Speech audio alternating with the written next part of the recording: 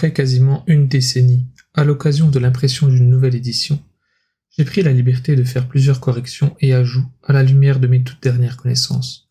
Seul Dieu Tout-Puissant est omniscient, et je remercie à la fois l'éditeur et l'ensemble des lecteurs pour cette publication.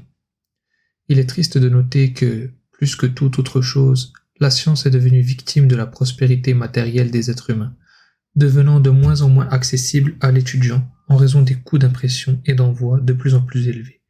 Et comme toujours, l'étudiant véritable et le plus méritant reste celui des classes les plus pauvres. Quoi qu'il en soit, l'une des raisons de la réédition de cet ouvrage est d'un côté les attaques toujours plus virulentes de la part de certaines des sections ignorantes de l'humanité contre la vie du prophète de l'islam, et de l'autre, la demande de la part des sections éprises de justice qui veulent connaître la vérité à ce sujet. Sans le moins du monde prétendre avoir réussi à répondre aux uns et à satisfaire les autres, j'ai apporté ma petite contribution, ne recherchant rien d'autre que la vérité, d'une manière aussi objective que possible pour moi et en me basant sur les meilleures sources classiques.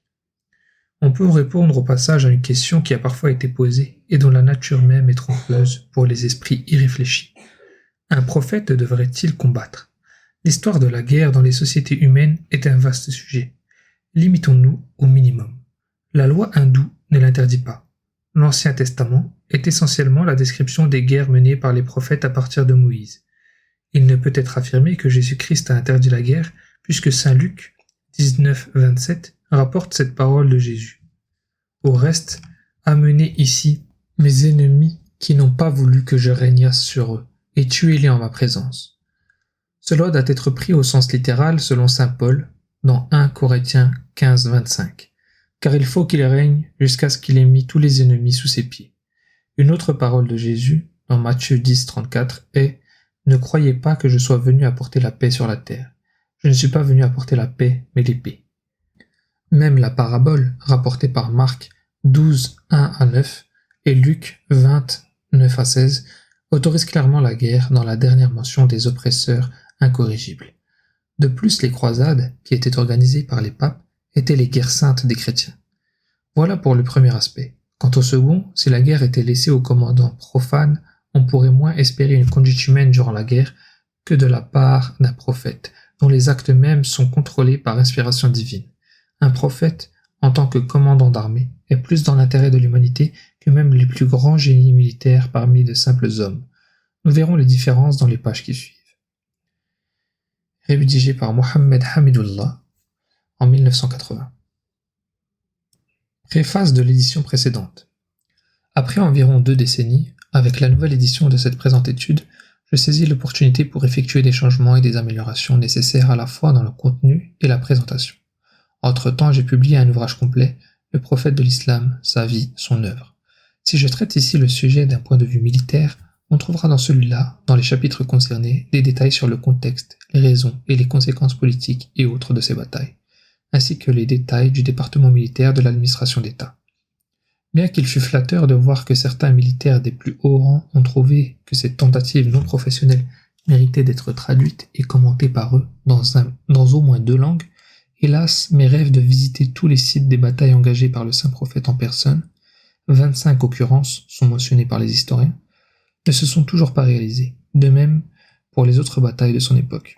J'espère qu'un jour, un groupe d'experts militaires équipés des instruments nécessaires accomplira cette tâche et étudiera minutieusement le terrain, et avec l'aide d'historiens produira un travail à la hauteur du sujet.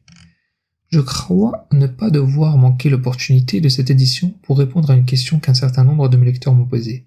Ces amis, tous des musulmans pieux et bien intentionnés, sont surpris que je ne me réfère jamais au miracle du prophète Mohammed sallallahu alayhi wa sallam dans ma description de ses grands exploits. Mon humble réponse est que je ne traite pas de la vie générale et complète du messager de l'islam, ce qui nécessiterait de discuter ce point.